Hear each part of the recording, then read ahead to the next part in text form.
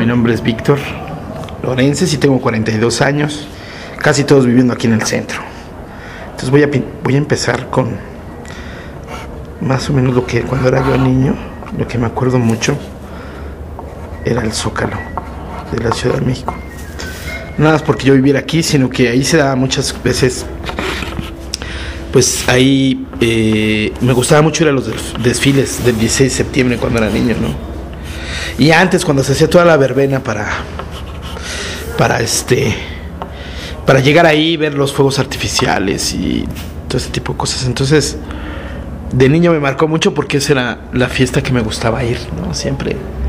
Igual un día antes, en la mañana, por ejemplo el 16, temprano en la mañana me levantaba tempranito y me iba a la parada de los soldados, ¿no? Antes de que empezaran a desfilar a las 11 de la mañana, ellos llegaban desde la madrugada, ¿no? A instalarse, a tomar algunas calles. Y yo me acuerdo mucho que me iba antes, entonces me gustaba ver cómo tocaban los tambores y a lo mejor algunas ocasiones me pude subir a algún tanque a verlo por dentro, ¿no? Entonces me gustaba mucho. De hecho me sigue gustando todavía. Viví en una calle que se llamaba Regina. Bueno, ahí fue mi primer casa cuando llegué a este mundo, ¿no? Entonces en ese primer, era un departamento y pues ahí viví desde que llegué recién nacido hasta los 7, 8 años, que yo me acuerdo que lloraba mucho porque mis hermanos iban temprano. Los mayores se iban a una asociación que se llama el Pentatlón, ¿no? Una asociación semi-militarizada, ¿no? Bueno, con un régimen militar, pero más para hacer ejercicios y disciplina. Y luego, en esta parte de mi mapa, hay una parte que me marca también por la cuestión también de la historia de mi familia, que está por cumplir 100 años en estos lugares, ¿no? Entonces, es en donde está ahora actualmente el Museo de la Ciudad de México, ¿no? Y este Museo de la Ciudad de México para mí es importante porque pues ahí mi padre cuenta unas historias muy padres de ese lugar, porque mi abuelo compró ahí una cantina que ya estaba desde antes, ¿no? Esa cantina ya estaba desde antes y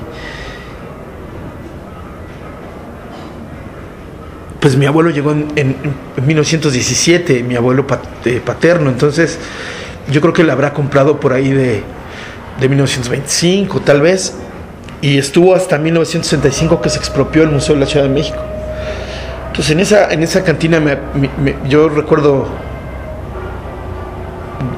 gratas historias que me contaba papá de que él jugaba fútbol cuando estaba chico. Mi papá nació en 1930. Entonces ya para ese entonces, cuando él nació, pues ya mi abuelo llevaba un tiempo con la cantina y pues él desde chico iba y jugaba en el patio donde está ahora la famosa fuente de la Nereida y todo eso. Pues él jugaba ahí. Entonces contaba historias de que luego pues exploraba, ¿no? Que la gente se acuerda muy bien que en el primer piso había era donde estaba la administración del edificio, pero en la parte de atrás vivía gente. O sea, él no sabe quién, pero vivía gente, ¿no? Y bueno, ahora que puedes consultar la historia de ese palacio, pues en esos tiempos vivía los descendientes de los condes de Calimaya, que en este caso pues era una de ellas que estaba casada con Joaquín Clausel, ¿no? Y entonces pues vivía gente, se acuerda que vivía gente, pero pues jugaba mucho ahí en el patio y todo, y no había tanto contacto con la gente de los comerciantes, pero en la cantina pues después ya más grande le contaba a mi abuelo que bueno, pues bajaban algunos personajes ahí a ponerse unas buenas briagas con Clausel y con para la cuestión de los refugiados, bueno, no, más bien de la guerra civil en España y todo eso. Fueron los refugiados, pero no les tocó a ellos. Pero había una persona que era un abogado que pues defendía a la gente que no tenía dinero, era español, que le decían el hombre del corbatón. Entonces este español estuvo algunas ocasiones en Lecumberri, entonces de ahí pues defendía a las personas de ahí, y pues también era parte de las incidencias en San Jerónimo, y en esta calle donde vivíamos había una vecindad en enfrente, que es una vecindad que ya pues tiene, yo creo que ya está por cumplir unos 400 años, 300 años, no sé, es muy vieja, es una de las primeras que se construyó y la tienen muy bien conservada. Y entonces pues nosotros vivíamos en un edificio prácticamente pues de los que se hizo en los 60s, ¿no?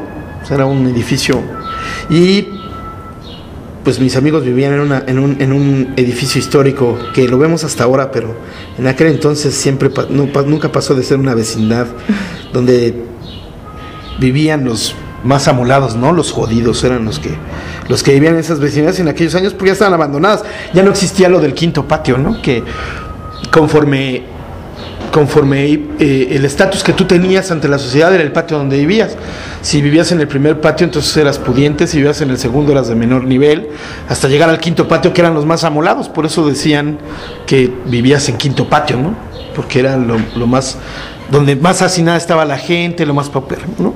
Entonces en esta parte, bueno, nosotros no tocó tanto esa época, pero las vecindades inclusive yo creo que ahora siguen todavía estando en ese matiz de lugares paupérrimos que se están cayendo, que existe mucha violencia, que todo está mal, que hay violaciones, que matan, que roban, que trafican, cuando bueno, las conoces bien y no sucede, no en todas pues, ¿no? Porque pues, es como hablar de México y decir que todo México es narcotráfico y cabezas rodantes por todos lados, ¿no? Pues entonces cuando nosotros nos juntábamos aquí, pues era muy marcado que había ocasiones en que nos llenábamos de piojos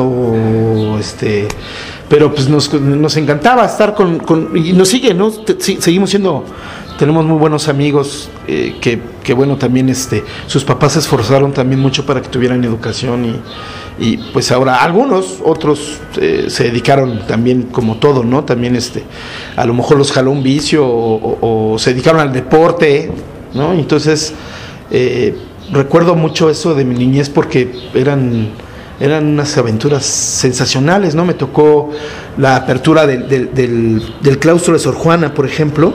El claustro de Sor Juana era una vecindad cuando yo era un niño todavía y era una vecindad que pues era una vecindad, yo creo que de las más grandes, ¿no? Mi padre se acuerda que ahí había un salón de baile muy famoso que se llamaba el Esmirna, ¿no? Donde se hicieron hasta películas de resortes y todo eso, y hay algunos de los viejos de por aquí, de los sabios, ¿no? De los que guardan la memoria, te cuentan, y pagabas $1 y te daban te echaban loción, ¿no? O sea, de esos yo me imagino en esa época pues un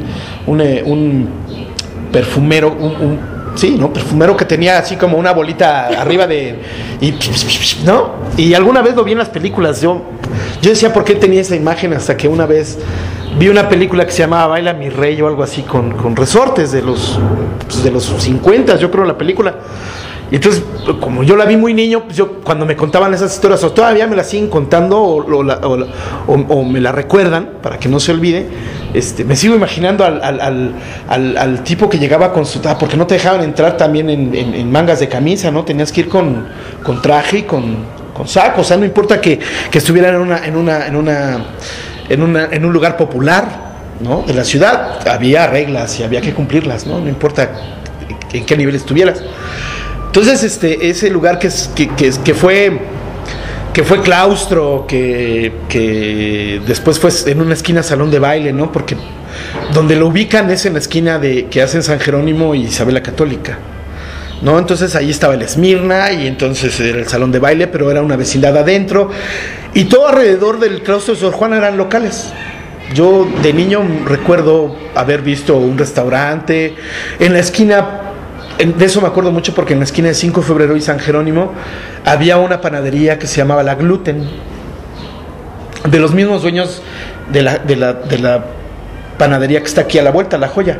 Además que cuando se expropiaron el claustro de Sor Juana a José López Portillo para regalárselo a su familia, quitaron todo ese tipo de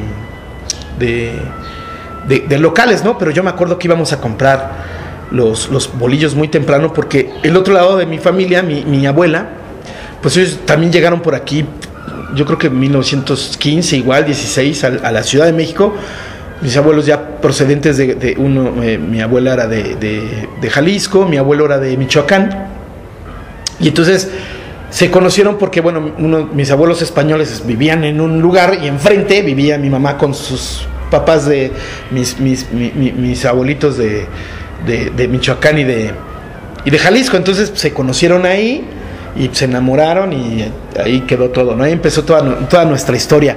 Pero lo más simpático del lugar es que íbamos mucho a esa panadería. Yo recuerdo mucho, no se me puede olvidar, porque en las tardes mis abuelos, teníamos abuelos en ambos lados de la calle, ¿no? Entonces mis abuelos por parte de mamá, mi abuela materna hacía unos frijoles increíbles, ¿no? Increíbles, todo el mundo decía que eran los mejores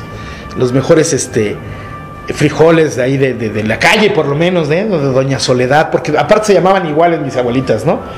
Soledad, las dos. Entonces yo recuerdo que en la tarde era jugar, vivíamos nosotros enfrente de ellos con mis abuelos paternos, y recuerdo que nos daban a las 6 y era ir a comprar ir a la panadería Gluten, que estaba a media calle de donde vivíamos, esperar a que nos dieran el hilito, porque siempre esperábamos el hilito con el que amarraban el pan, porque luego con eso jugábamos trenzas de manos, o sea, hacer trenzas así.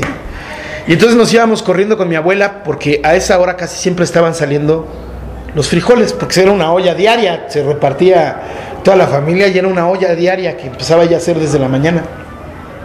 Y pues eran espesitos, entonces abríamos nuestro bolillo así, sin cuchillo ni nada, con las manos, pues quitábamos el migajón y nada más era eso, o sea, la cucharada de esos gloriosos frijoles, y éramos felices comiendo esos frijoles con mi abuela. Por eso me acuerdo mucho de esa panadería y el nombre, ¿no? Porque esta panadería habrá desaparecido. Yo nací en el 68, esta panadería habrá desaparecido en el 75, o sea, cuando yo tenía 7 años, y lo recuerdo, inclusive me acuerdo un poco del mobiliario, ¿no? Aunque pues con sus proporciones guardadas cuando pierdes un poco en la línea, ¿no? Y entonces me tocó la transformación del claustro de Sor Juana, cuando lo expropian, lo remodelan, y pues en esa calle en esa calle era un arroyo vehicular. Entonces al lado de la iglesia, porque es también muy simpático ver eso en el centro, por lo regular, no sé si era por las procesiones o por qué, habrá que investigar, pero yo recuerdo por lo menos 3 iglesias en el centro histórico, aquí en 5 calles a la redonda, que estaba la iglesia y un hotel al lado. Siempre. La iglesia y el hotel.